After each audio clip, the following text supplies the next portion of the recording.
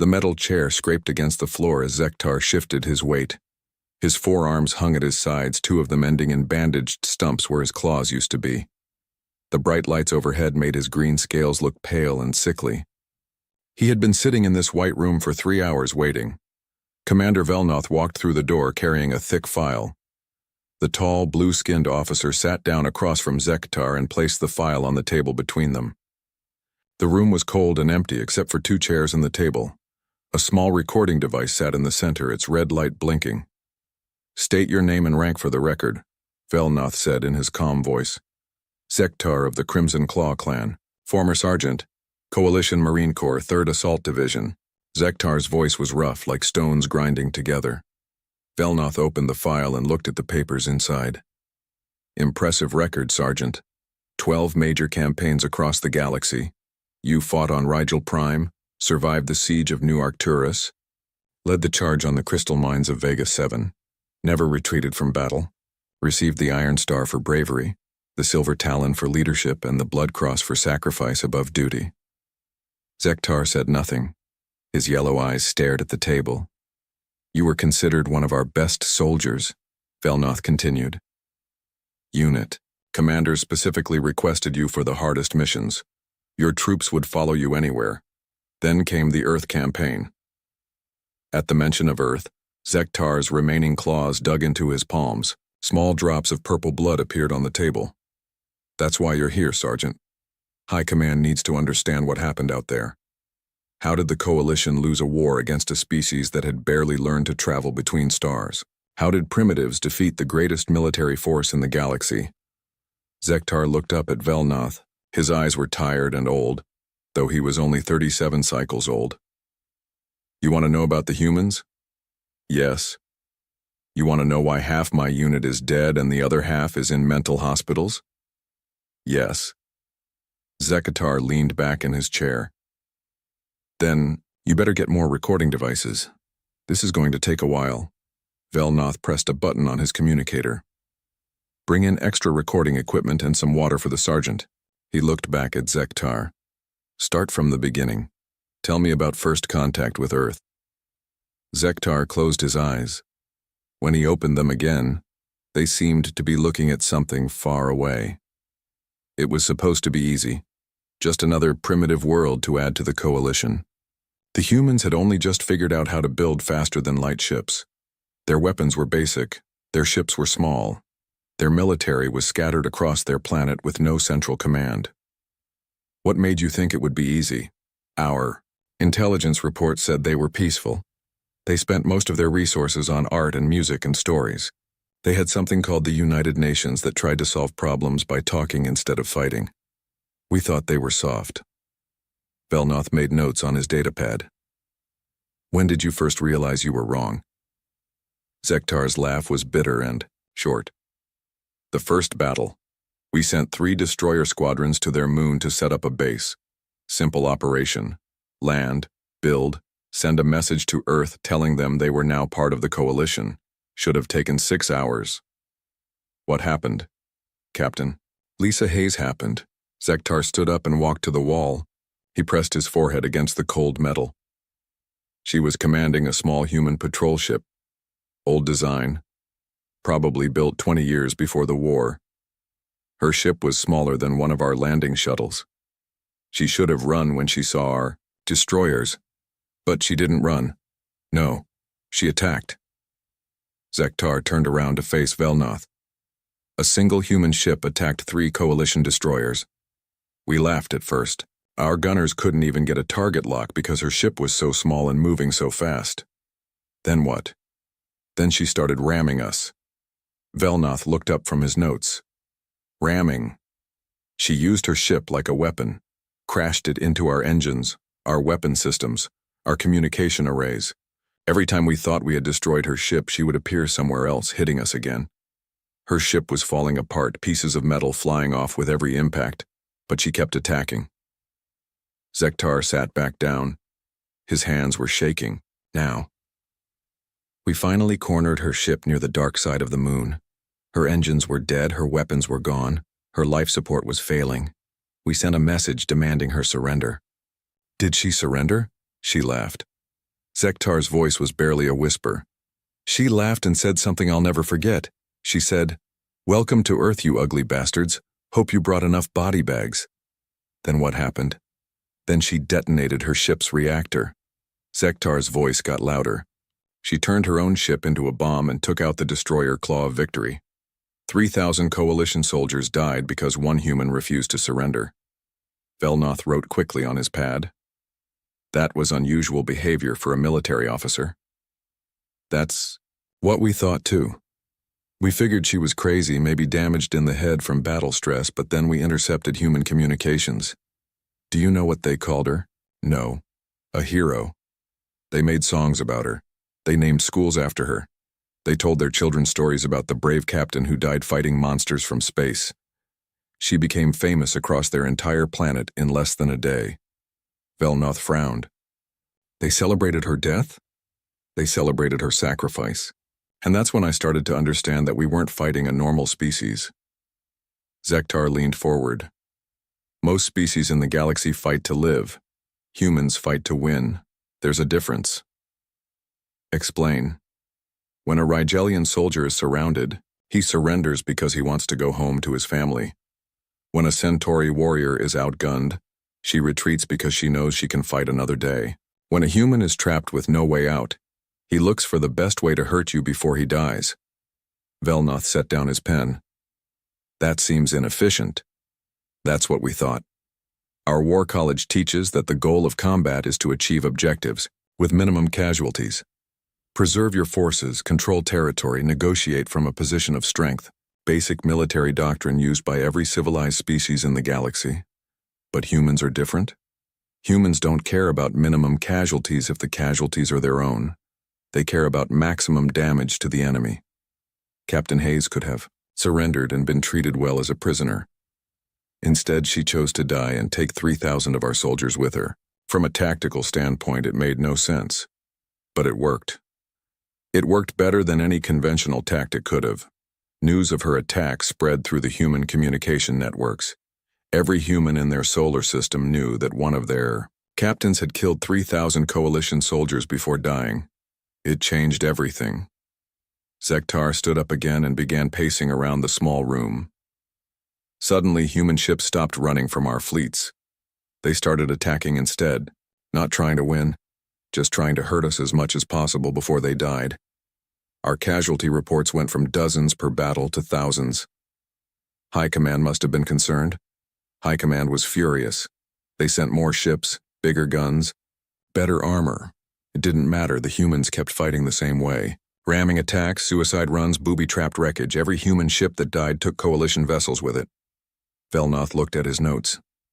When did you realize this wasn't just space combat tactics? When did you understand it was something deeper? Zektar stopped pacing and looked directly at the commander. When we landed on Earth and met the ground forces, when I saw what humans do when they're fighting for their home planet. We'll get to the ground war in the next session. For now, I need to understand the space battles. How many ships did the Coalition lose in the first month? 47 major vessels. 12 destroyers, 8 cruisers, 3 dreadnoughts, and 24 support ships. We lost more ships in the first month fighting humans than we lost in the previous 5 years fighting everyone else combined. And human losses? Nearly their entire fleet, maybe 200 ships total. Most of them converted civilian vessels with weapons bolted on. They should have been target practice for our gunners. But they weren't. No, they weren't. Zektar sat down heavily. Every human ship fought like Captain Hayes. Every single one. They turned their cargo holds into bombs, their passenger compartments into missile tubes, their life support systems into chemical weapons. They fought like every battle was their last battle, because for many of them it was. That's just it, Commander. They knew they were going to die. They planned on dying. They made videos for their families before each battle, said goodbye to their children, wrote letters to be delivered after their deaths. But they still fought. Velnoth closed the file. We'll continue tomorrow, Sergeant. Get some rest. Zektar shook his head. I don't rest anymore, sir. Every time I close my eyes, I hear them singing. Singing. Human battle songs they would sing while they died, even as their ships broke apart. Even as the vacuum of space pulled them into the dark, they would sing on their communication channels. Songs about their planet, their families, their determination to make us pay for every mile of space we took. Zektar walked toward the door, then stopped. "Commander, do you know why I requested this debriefing?" Standard procedure after major campaigns. Commander Velnoth entered the interrogation room carrying 2 cups of hot tea. He placed one in front of Zektar and sat down with the other. The recording device was already running, its red light steady and bright. "You mentioned ground forces yesterday," Velnoth said. "Tell me about the invasion of Earth itself." Zektar wrapped his remaining claws around the warm cup. Steam rose from the dark liquid, but he didn't drink. High Command was angry about the ship losses. They decided to bypass the human fleet and attack the planet directly. Fast strike, capture the major cities, force a surrender. Standard invasion doctrine. How many troops did the coalition commit? 2 million soldiers from 12 different species, the largest invasion force in coalition history. We had enough firepower to level a continent. Zektar finally took a sip of tea. General Krikstal was in command. He had conquered 47 worlds without losing a single major battle. "Where did you land?" "Multiple locations across the planet. I was with the 7th Strike Force, assigned to a place the humans call the American Midwest. Intelligence said it was farmland, mostly empty, populated by people who grew food for the cities. Should have been the easiest target." Velnoth made notes. But it wasn't easy. Nothing about fighting humans was ever easy. Zektar set down his cup. "We landed in something called Nebraska. Wide open spaces, small towns, scattered farms. Perfect landing zone for our heavy equipment. No major military bases, no fortifications, no apparent defenses. What went wrong?" "Everything." Zektar stood up and walked to the wall. "The first sign of trouble came when our scouts reported that the farms were empty. No humans, no animals, no vehicles, just empty buildings and empty fields. They had evacuated? That's what we thought. General Krikstal ordered us to secure the area and establish a forward base. We moved in with full confidence, expecting to set up operations and then push toward the cities." Zektar turned to face Velnoth. "The attacks started 3 hours after. We landed. Small groups of humans, maybe 5 or 6 at a time, hitting our supply convoys and disappearing. They used weapons we had never seen before, things that looked like farm equipment but fired explosive rounds.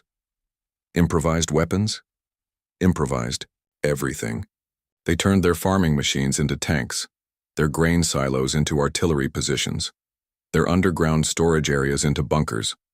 Every innocent-looking building was a fortress." Velnoth looked up from his notes. "How organized were they?" "More organized than any military force we had ever faced. They had communication networks hidden in their farming equipment. They had supply caches buried in their fields. They had mapped every road, every hill, every building for maximum defensive advantage." Zektar began pacing again. "But the worst part wasn't their preparation. It was their attitude. These weren't soldiers, Commander. They were farmers and shopkeepers and teachers. Civilians who had never seen combat before the war started. Yet they fought like veterans. Better than veterans. Veterans have learned to be careful, to preserve their lives so they can fight another day. These humans fought like they had nothing to lose." "Tell me about a specific engagement." Zektar stopped pacing and sat down. He was quiet for a long moment, staring at his hands. "There was a town called Millfield. Population maybe 3,000 humans. We surrounded it with 2 full battalions, 8,000 coalition soldiers. Standard procedure was to demand surrender, then occupy the town and use it as a base. Did they surrender? They laughed at us. Broadcast our surrender demand on their local communication network so everyone could hear it. Then they sent back their own message. What did they say? Come and take it." Zektar's voice was barely audible. 3,000 humans telling 8,000 coalition soldiers to come and take their town. Velnoth wrote quickly. "What happened next?" "We attacked at dawn. Full assault, air support, artillery bombardment. The works? Should have been over. In an hour." Zektar took another sip of tea. 6 days later, we finally took the town. Do you know what our casualties were? Tell me. 4,000 dead, 3,000 wounded. We lost half our force taking a town from farmers and storekeepers. Velnoth looked up sharply. Half your force? The humans had turned every building into a fighting position. Every street was a kill zone.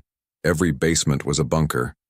They had booby-trapped everything, from doors to chairs to children's toys.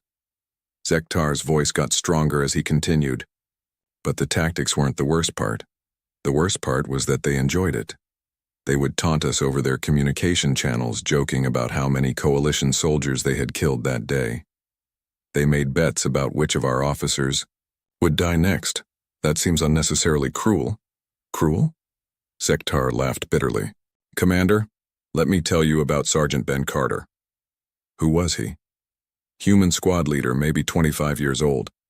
He was defending a factory in something called Detroit, industrial city, lots of manufacturing plants.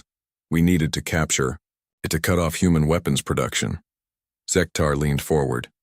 Carter's squad was trapped in a building surrounded by 2 companies of coalition soldiers. 300 of our troops against 12 humans. We had them completely cut off, no escape routes, no reinforcements coming. Standard surrender situation. That's what we thought. We sent in negotiators, offered them good treatment as prisoners of war. Carter's response was to shoot our negotiator in the head and send back his helmet with a message painted on it. What did the message say? Detroit stands. Come get some. Zektar's claws scraped against the table, so we tried to take the building. Frontal assault. Maximum force. And Carter's squad held us off for 6 days. 12 humans against 300 coalition soldiers, and they held us off for 6 days. Zektar's voice was rising. They had turned the building into a maze of traps and ambush points. Every room was a battlefield. Every doorway could hide death. How did they have enough ammunition? They didn't. By the 3rd day, they were using our own weapons against us. Every coalition soldier they killed, they took his rifle, his grenades, his equipment. They were better supplied at the end of the battle than at the beginning. Velnoth was writing frantically. How did it end? We finally cornered Carter on the top floor. He was alone. His squad was dead. He was wounded and bleeding. We had him trapped in a room with no windows, no escape. 50 coalition soldiers, pointing weapons at him. He surrendered. He smiled. Zektar's voice was a whisper now. He looked at 50 armed soldiers and smiled. Then he said something I'll never forget. What? He said, thanks for bunching up. This is going to be fun. Zektar covered his face with his hands.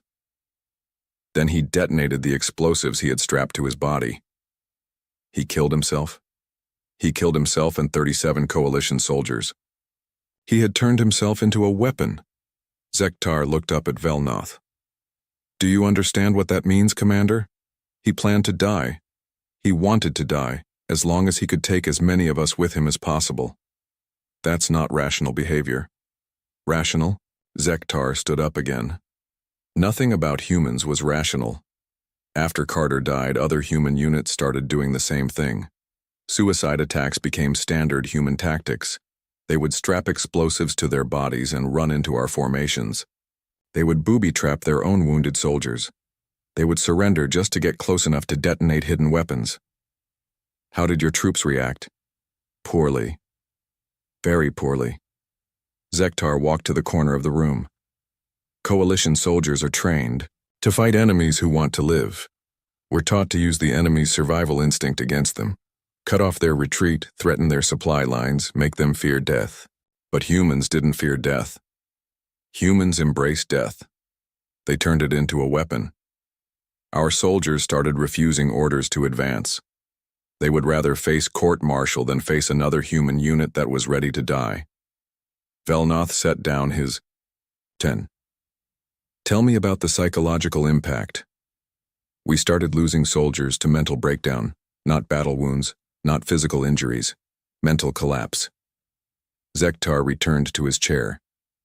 They would find coalition soldiers sitting in corners, staring at nothing, refusing to eat or speak. The medical corps called it human syndrome. Human syndrome? The psychological condition that developed when coalition soldiers spent too much time fighting humans. Symptoms included paranoia, inability to sleep, and complete loss of will to fight. Zektar drank more tea. At first, Command thought it was cowardice. They court-martialed several soldiers for refusing to fight. What changed their minds? When it started happening to officers. War leader Gorthmal, one of our most decorated commanders, was found in his quarters 3 days after a raid on a human position. He was curled in a ball under his bed, whimpering about children's drawings. Children's drawings?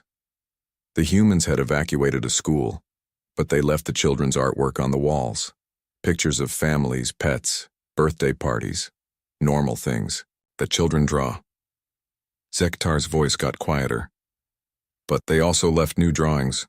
Pictures of coalition soldiers with targets painted on them. Pictures of human families standing over dead aliens. Pictures of spaceships burning in the sky. Children drew those? 6- and 7-year-old humans. They drew pictures of killing coalition soldiers like other children might draw pictures of flowers or animals. Zektar set down his cup with shaking hands. The interrogation room felt colder today. Commander Velnoth had arrived early and was reviewing his notes when Zektar entered. The alien veteran looked worse than before. His scales had lost more color, and dark circles surrounded his yellow eyes. "Sit down, Sergeant," Velnoth said softly. "Are you ready to continue?" Zektar took his usual chair and stared at the table. "I dreamed about them again last night. The children. They were singing that song." "What song?" "You'll understand when I tell you about New Geneva." Zektar's voice was flat and emotionless. It was a human colony world about 40 light-years from Earth. Agricultural settlement, maybe 50,000 people total. Families mostly, people who had left Earth to start farms on a new world. Velnoth activated the recording device. "When did the coalition attack New Geneva?" "3rd month of the war. High Command thought it would be easy. Cut off from Earth, no military installations, mostly civilians.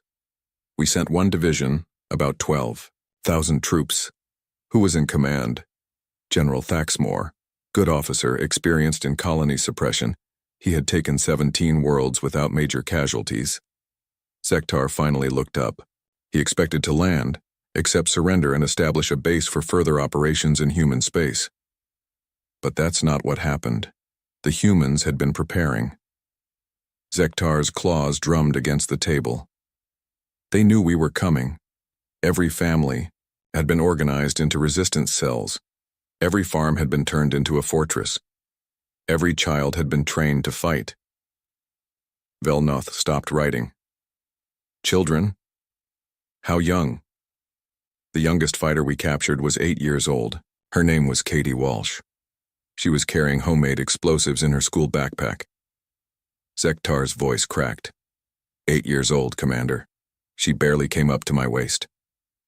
"What happened to her?" "She tried to blow up our command post. Would have succeeded too, if one of our scanners hadn't detected the explosives." Zektar leaned back in his chair. "When we disarmed the device, she started crying. Not because she was caught, but because she had failed to kill us." Velnoth set down his pen. "How were human children involved in combat operations?" "They weren't just involved. They were leading operations. The resistance on New Geneva was organized by Colonel Susan Baker, former Earth military. But the actual fighting was done by family units. Parents, children, grandparents, all working together." "Explain." "Human children are small and fast. They could move through air vents, crawl under buildings, hide in places adult soldiers couldn't reach. Baker turned them into scouts, messengers, and saboteurs." Zektar stood up and began his usual pacing. But they weren't just following orders. These children volunteered for missions. They competed with each other to see who could kill the most. Coalition soldiers. That's not normal behavior for young beings. Nothing about human young is normal. Zektar stopped pacing and faced Velnoth. "Most species protect their children, keep them away from danger. Humans turned their children into weapons. Tell me about a specific incident." Zektar was quiet. For a long moment. When he spoke, his voice was barely audible. There was a boy named Danny Walsh, 14 years old, Katie's older brother. He led a squad of 12 children, ages 9 to 16. A child leading other children in combat? Danny had been trained by his father, who was a human military instructor before the colonies were attacked. The boy knew tactics, weapons, explosives. He could plan operations better than some coalition officers. Velnoth leaned forward. What did his squad do? They specialized in infiltration and sabotage.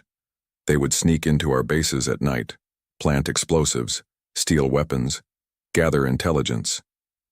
In 3 weeks, Danny's squad was responsible for destroying 6 coalition vehicles, killing 23 soldiers, and stealing enough weapons to arm 50 adult fighters. How did you finally catch them? We didn't catch them. We cornered them. Zektar's hands were shaking again. Intelligence located their hideout in an old grain storage facility. We surrounded the building with 2 companies, 300 soldiers. We had them completely trapped. Did you offer them surrender? General Thaxmore tried. He sent a message offering safe treatment if they gave up. The children's response was broadcast on every human communication channel on the planet. What did they say? Danny Walsh spoke for the group. He said, "We are the children of New Geneva. We do not surrender to monsters. Come and take us if you can." Zektar sat down heavily. Then they started singing. Singing? A human song called Amazing Grace. 12 children's voices, harmonizing perfectly, broadcast across the entire planet. Every human on New Geneva could hear those children singing while surrounded by coalition soldiers, Velnoth wrote quickly. What effect did this have? It changed everything. Human resistance fighters across the planet heard those children singing and realized they weren't alone. Attacks on coalition positions tripled that night. What happened to Danny's squad? Zektar covered his face with his hands. We stormed the building. Full assault, maximum force. We found the children on the top floor armed with stolen coalition weapons and homemade explosives. Did they fight? They fought like veteran soldiers. These children, the oldest was 16, held off 300 coalition troops for 4 hours. They used the building's layout perfectly, set up crossfires and ambush points, coordinated their attacks. How did it end? We finally broke through their defenses. Found Danny and 3 other children in the last room, surrounded, out of ammunition, wounded and bleeding. Zektar looked up at Velnoth. Danny was holding a device in his hands, some kind of transmitter. What did he do with it? He looked at our soldiers, smiled, and said, "Tell the galaxy that the children of Earth do not bow to tyrants." Then he activated the device. What happened? The entire building exploded. Danny had rigged the structure with explosives before. We attacked. He waited until we were all inside, then brought the whole thing down on top of us. Zektar's voice was getting louder. 57 coalition soldiers died in that explosion, killed by children who chose death over surrender. Velnoth was writing frantically. How did the other humans react? They made Danny Walsh a hero, named him the Little General of New Geneva. Human children across the galaxy started calling themselves Danny's kids and volunteering for suicide missions. The psychological impact on your troops? Devastating. Coalition soldiers had been trained to fight adults, not children. When a child attacks you with explosives, when children are shooting at you from school windows, when you find drawings of dead coalition soldiers made by 6-year-olds, it breaks something in your mind. Zektar stood up again. My squad mate, Medic Thralvar, was assigned to treat wounded human children. Standard procedure, we were supposed to provide medical care to enemy casualties. What happened to him? The first child he treated was a 10-year-old girl with shrapnel wounds. While he was bandaging her injuries, she looked up at him and said, "When I get better, I'm going to kill you and all your friends." A child threatening a medic? She wasn't threatening. She was promising. Thralvar realized she meant every word. This injured child was already planning how to kill the person who was saving her life. Velnoth looked up from his notes. How did Thralvar respond? He finished treating her wounds, then walked outside and started screaming. Wouldn't stop for 3 hours. When he finally calmed down, he couldn't speak for 2 days. The medical corps said he was suffering from severe trauma. What kind of trauma? He kept saying. They made their children into monsters. What kind of species does that to their own young? Zektar's voice cracked. But that's not the worst part, Commander. What's the worst part? The worst part is that the children weren't monsters. They were just human children, doing what their parents and teachers had told them to do, fighting for their homes, protecting their families, defending their world. Zektar walked to the wall and pressed his forehead against the cold metal. We realized that humans had done something no other species in the galaxy had ever done. They had turned their entire population into soldiers. Not just the adults, not just the military, but everyone. Children, elderly, disabled, everyone. How organized was this effort? Completely organized. Every human settlement had schools that taught children to fight. Every family had emergency plans that included combat roles for everyone. Every child over the age of 6 knew how to use weapons, make explosives, and conduct guerrilla warfare. The Coalition had no experience with this. No species in the galaxy makes soldiers out of their children. It's considered barbaric, uncivilized. But humans didn't care about civilization when their worlds were being attacked. Velnoth closed his notebook. How did this affect Coalition strategy? It made conquest impossible. You can't control a population when every child is a potential assassin. You can't establish safe zones when schools are weapons factories. You can't trust civilians when 8-year-olds are carrying bombs. Zektar turned around. But the psychological impact was worse than the tactical problems. Coalition soldiers started refusing to patrol human settlements. They couldn't handle the stress of knowing that any child they saw might try to kill them. 60% of ground forces were classified as combat ineffective within 2 months of the New Geneva operation. Not from battle injuries, from mental trauma caused by fighting children. Commander Velnoth found Zektar already sitting in the interrogation room when he arrived. The alien veteran was hunched over the table, staring at his hands. Dark purple blood stained the metal surface where his claws had scratched deep grooves. "Sergeant, are you all right?" Velnoth asked as he sat down. "I remembered something last night. Something I had tried to forget." Zektar's voice was hollow. "About the day we realized the war was lost." Velnoth activated the recording device. "Tell me about it." "High Command decided to end the war quickly. The ground battles were going badly, our soldiers were breaking down, and human resistance was spreading to other worlds. So they planned something called Operation Final Strike. What was Operation Final Strike? Simultaneous orbital bombardment of Earth's major population centers: New York, London, Tokyo, Beijing, Moscow, and 12 other cities. The plan was to kill 50 million humans in one day and force immediate surrender. Velnoth wrote quickly. A terror bombing campaign. More than that.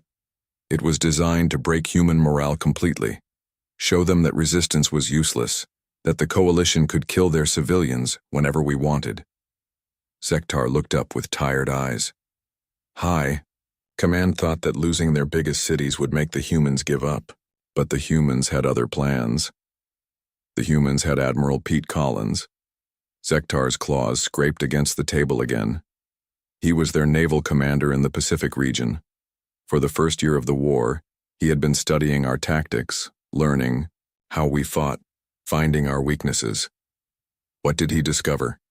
He discovered that Coalition forces were not prepared for total warfare. We expected enemies to fight according to rules, to preserve their civilian populations, to seek negotiated settlements when facing overwhelming force.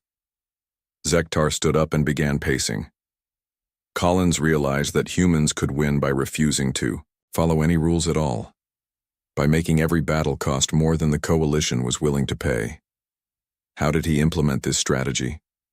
He turned Earth's oceans into a graveyard. Collins had hundreds of human submarines, most of them volunteers. On one-way missions, they began hunting Coalition ships with tactics that defied every principle of naval warfare. Explain. Traditional submarine warfare involves stealth attacks, hit-and-run tactics, preserving your vessel for future operations. Collins threw all of that away. His submarines were instructed to ram coalition ships underwater, to use their hulls as weapons to sacrifice themselves for maximum damage. Velnoth looked up from his notes. Suicide attacks at sea? Captain Rick Stone was typical of Collins's submarine commanders. His boat was called the USS Portland, an old attack submarine with a crew of 90 humans. Stone had been a fishing boat captain before the war, no formal military training. What made him dangerous? He understood something that coalition naval officers didn't. Stone realized that a submarine was just a torpedo with people inside. Instead of launching weapons at coalition ships, he turned his entire submarine into a weapon. Zektar stopped pacing and faced Velnoth. Stone's first attack was against the coalition cruiser Talon of Might. Instead of firing torpedoes from a distance, he surfaced his submarine directly under the cruiser and detonated his entire torpedo room. He destroyed his own vessel, destroyed his own vessel and the cruiser. 3,000 coalition sailors died because one human captain refused to fight a conventional battle. Zektar's voice was getting louder. But that's not the worst part. What's the worst part? Before Stone died, he broadcast a message on all coalition frequencies. Every ship in the fleet heard him laughing as his submarine exploded. Laughing, Commander. He was enjoying his own death as long as he could take us with him. How did other submarine commanders react? They started copying Stone's tactics. Collins had turned the entire human submarine fleet into guided missiles with human crews. They would surface in the middle of coalition formations, ram our ships, board our vessels, through underwater airlocks. Anything to cause maximum damage before dying. Velnoth set down his pen. What was the psychological impact? Coalition naval crews started refusing to enter Earth's oceans. They knew that every time they went underwater, human submarines were hunting them, not trying to sink them quickly and cleanly, but trying to ram them, board them, drag them down into the deep water. How many ships did the coalition lose? In 3 months, Collins's submarine fleet destroyed 47 major vessels and damaged hundreds more. The humans lost nearly their entire submarine force, but they made Earth's oceans impassable for coalition ships. Zektar sat back down and leaned forward. But the submarines were just the beginning. Collins had a bigger plan. What plan? He realized that the coalition was planning orbital bombardment of human cities. Our ships had to get into position above Earth's major population centers to launch the attack. Collins was waiting for us. With what? With every human ship that could still fly, every submarine that could surface, every aircraft that could carry weapons. Collins had coordinated a planet-wide defense network using civilian vessels, military ships, and improvised weapons. How effective was this network? When Operation Final Strike began, Collins launched simultaneous attacks on every coalition vessel in Earth's solar system. But these weren't normal military attacks. Zektar's hands were shaking again. Collins had convinced thousands of human civilians to volunteer for suicide missions. Cargo ships loaded with explosives, passenger liners converted into rams, private yachts carrying homemade bombs. They came at our fleet from every direction at once. Civilian vessels attacking military ships, hundreds of them, thousands of them. Every human with access to a spacecraft had volunteered to die fighting the coalition fleet. Zektar's voice cracked. We were shooting down school buses that had been converted into fighters, destroying luxury cruise ships that were trying to ram our dreadnoughts. How did coalition crews respond? They broke, completely broke. Our gunners were crying as they fired on human civilian ships. Our captains were refusing orders to target obvious non-combatants. Some coalition vessels just stopped fighting altogether. But the human civilians kept attacking? They kept attacking until they were all dead. Every single human vessel was destroyed, but they took 60 coalition ships with them. 60 military vessels destroyed by civilians who had no military training. Velnoth looked at his notes in disbelief. How is that possible? Because the humans didn't care about military doctrine or proper tactics or preserving their forces. They cared about killing as many coalition soldiers as possible before they died. Zektar stood up again. Collins broadcast a message during the battle that every coalition officer will remember forever. What did he say? He said, "You wanted to see how humans fight for their home? Congratulations, you're about to find out." Then he laughed while thousands of human civilians were dying around him. What happened to Collins? He survived the battle. His command ship was one of the few human vessels that wasn't destroyed. After the fighting ended, he sent one final message to the Coalition fleet. "What message?" He said, "Today you learned what happens when you threaten human civilians. Tomorrow we'll show you what happens when humans go hunting." Then his ship disappeared into the outer solar system. Zektar walked to the wall and pressed his forehead against it. That night, every Coalition ship in Earth's solar system received the same transmission. Thousands of human voices singing together, harmonizing across every communication channel. What were they singing? Battle hymns, victory songs, funeral dirges for their dead, but also promises. Promises that they would hunt down every Coalition soldier in the galaxy. Promises that they would never stop fighting, never surrender, never forgive. How did this affect Coalition morale?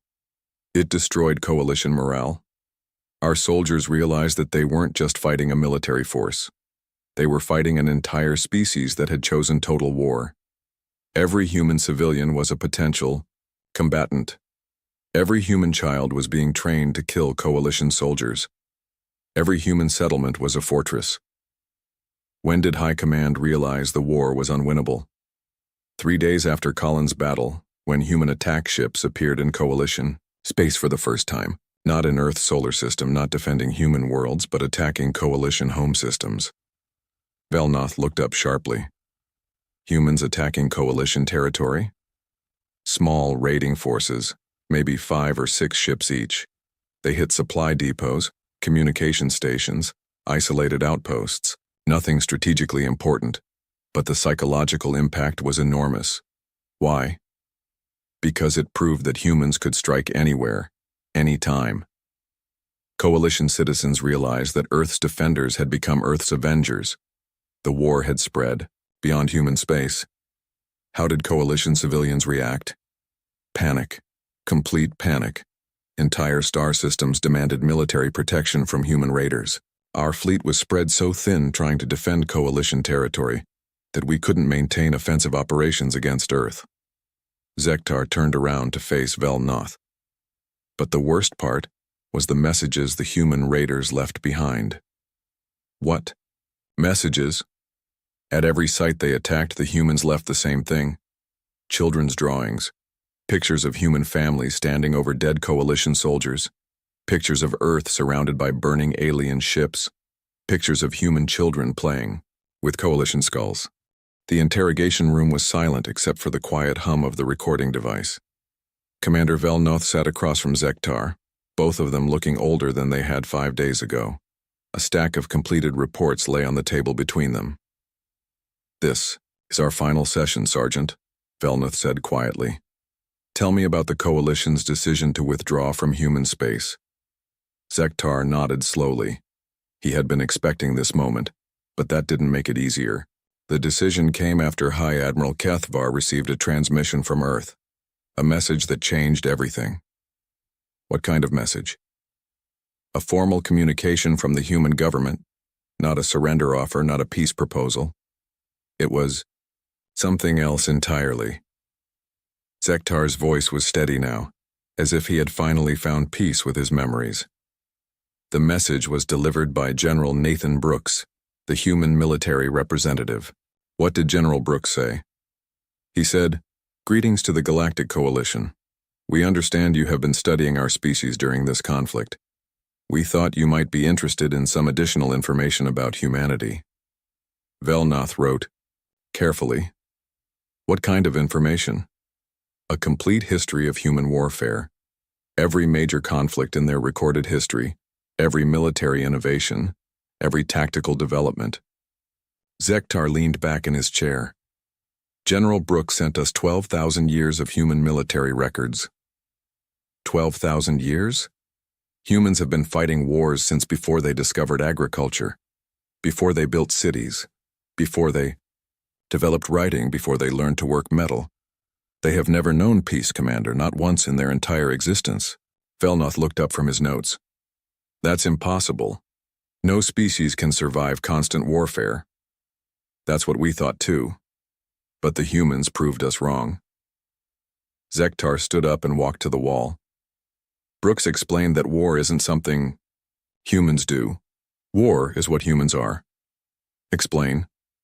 Every other species in the galaxy developed warfare as a tool for acquiring resources or territory.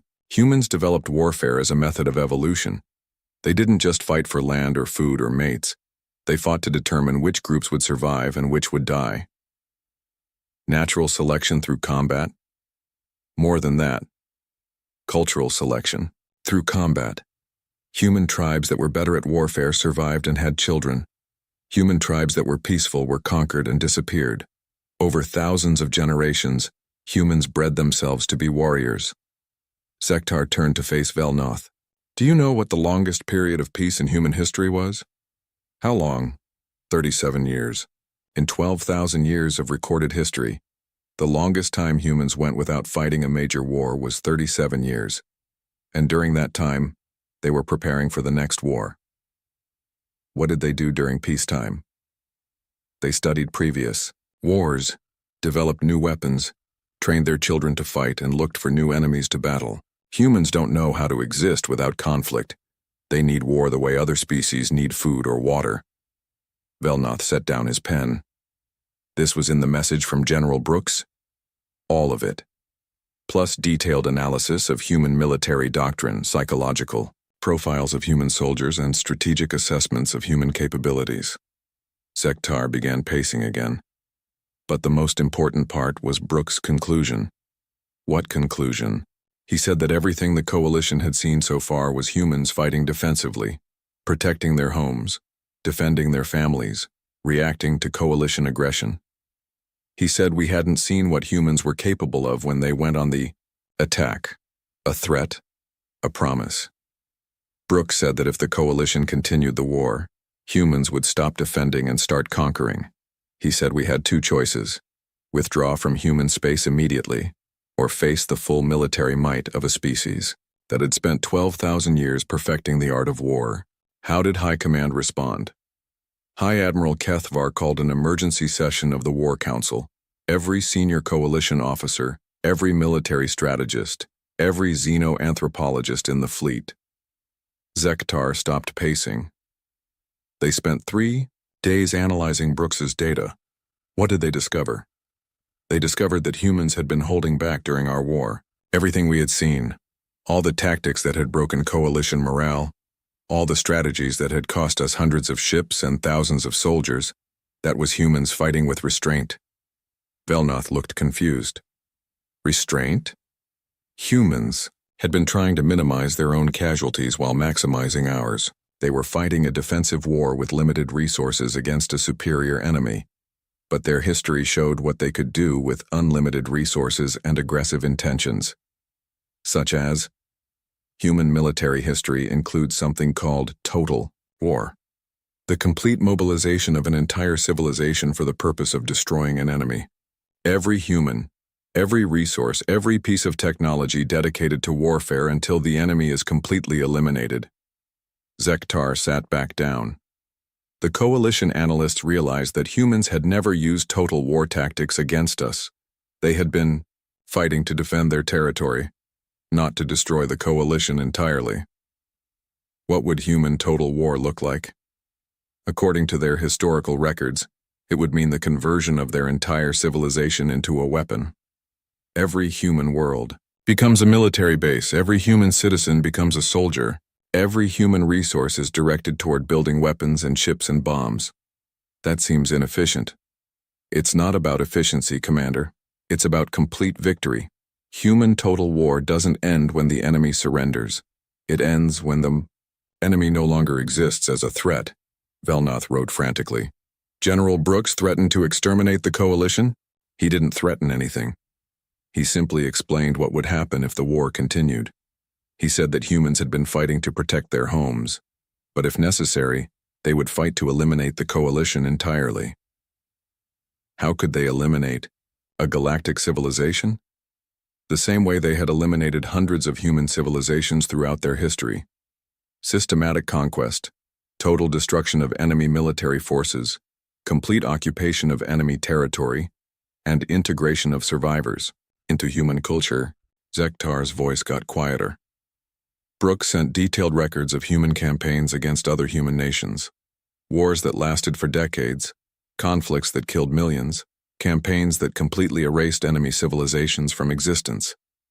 Humans, fighting other humans. That's the most terrifying part, Commander. Everything humans had done to coalition forces they had been doing to each other for thousands of years. The tactics that broke our soldiers' minds, the strategies that destroyed our morale, the weapons that seemed impossible to counter. All of that was standard human warfare. They had been practicing on each other for 12,000 years. Every generation of humans had learned warfare by fighting other humans. Every military innovation had been tested in human versus human combat. Every psychological weapon had been perfected through human civil wars. Velnoth stopped writing. When did High Command decide to withdraw? The decision came when General Brooks sent his final message. A simple statement that convinced the War Council that continuing the fight was impossible. What did he say? You have seen what we do to defend our worlds. Would you like to see what we do when we attack yours? The room was silent for a long moment. Finally, Velnoth spoke. That was enough to end the war. That, combined with the intelligence reports about human capabilities, convinced High Admiral Kethvar that the coalition faced extinction if the war continued. Why? Because humans would never stop fighting. Even if the coalition destroyed Earth, even if we killed 90% of their population, the survivors would spend the rest of their lives hunting down coalition citizens for revenge. Zektar stood up and walked to the door. But more importantly, the analysts realized that fighting humans was teaching them how to fight the coalition. Every battle made them better at killing us. Every engagement taught them our weaknesses. They were learning. They were evolving. In real time, during combat, humans were adapting their tactics to defeat coalition forces more effectively. By the end of the war, human fighters were better at anti-coalition warfare than coalition forces were at anti-human warfare. How is that possible? Because humans learn faster when they're fighting for survival, because they innovate under pressure, because they get stronger when they're threatened with extinction. Zektar paused with his hand on the door. The Coalition War Council realized that continuing the fight would only make humans more dangerous. So they chose withdrawal. They chose survival. High Command concluded that humans represented an existential threat to coalition civilization. Not just military defeat, but complete cultural destruction. In what way? Humans don't just conquer territory, Commander. They conquer ideas. Their way of thinking about war, their approach to conflict, their willingness to sacrifice everything for victory, all of that spreads to other species. Cultural contamination, cultural evolution. Any species that spent time around humans would start adopting human military doctrine. Their children would grow up hearing human war stories. Their soldiers would start using human tactics. Zektar opened the door but didn't leave. The coalition withdrew because they realized that humans weren't just another species to be conquered. They were a military philosophy made flesh, a way of thinking about war that could infect the entire galaxy.